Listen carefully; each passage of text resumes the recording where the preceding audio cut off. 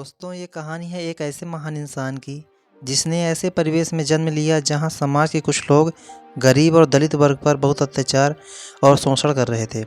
लेकिन समाज की इस घृणा और अपमान के बावजूद उन्होंने एक ऐसी शिक्षा हासिल की जिसके मदद से वह भारत के संविधान के निर्माता बन गए।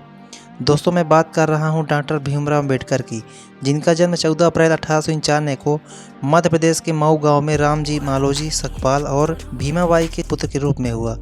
वे हिंदू धर्म के महार जात के थे, इसलिए उन्हें अछूत माना जाता था। इस कारण उन्हें सामाजिक और आर्थिक रूप से गहरा भेदभाव का सामना करना पड़ता था।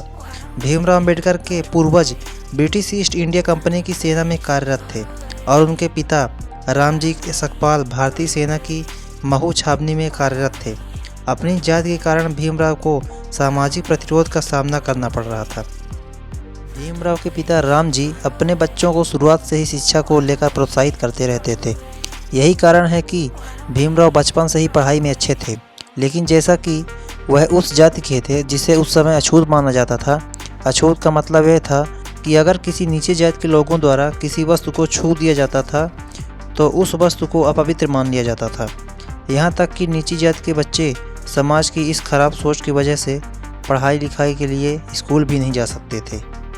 लेकिन सौभाग्य से सरकार ने सेना में कार्य कर रहे सभी कर्मचारियों के बच्चों के लिए एक विशेष स्कूल की शुरुआत की और इसी की वजह से अंबेडकर की शुरुआती पढ़ाई पॉसिबल हो सकी।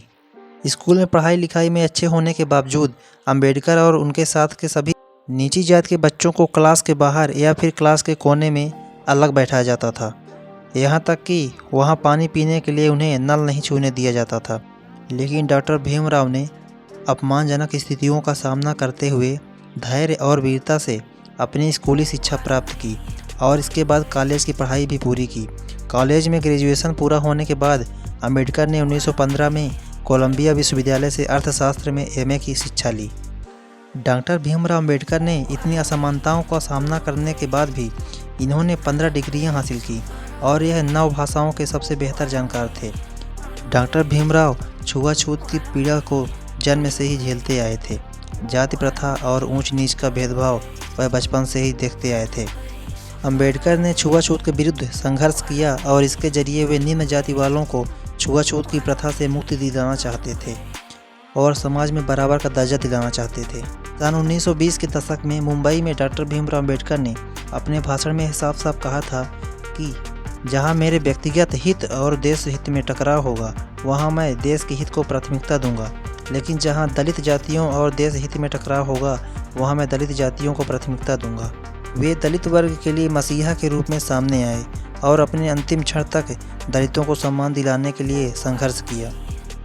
1936 में बाबा साहब ने स्वतंत्र मजदूर पार्टी का गठन किया। उन्होंने भारत को एक स्वतंत्र राष्ट्र बनाने के लिए बहुत सारी किताबें भी लिखी हैं जो आप स्क्रीन में देख सकते हैं। 15 अगस्त 1947 में भारत की स्वतंत्रता के बाद अंबेडकर पहले कानून मंत्री बने और उसी समय उन्होंने भारतीय कानून भी बनाया और उनके द्वारा लिखा गया संविधान 26 जनवरी 1950 को लागू हुआ। और इसके अलावा भीमराव के विचारों से भारतीय रिजर्व बैंक की स्थापना हुई। आखिरकार इन सभी कार्य करने के दौरान उनकी सेहत खराब होने के कारण 6 दिसंबर 1956 को उन्होंने अपने घर दिल्ली में अंतिम सांस ली।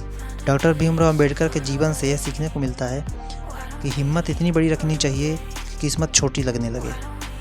ऐसी ही मोटिवेशनल वीडियो देखने के लिए हमारे चैनल को सब्सक्राइब करें और इन सभी स्टोरीज़ को दूसरों तक पहुंचाने के लिए शेयर करें।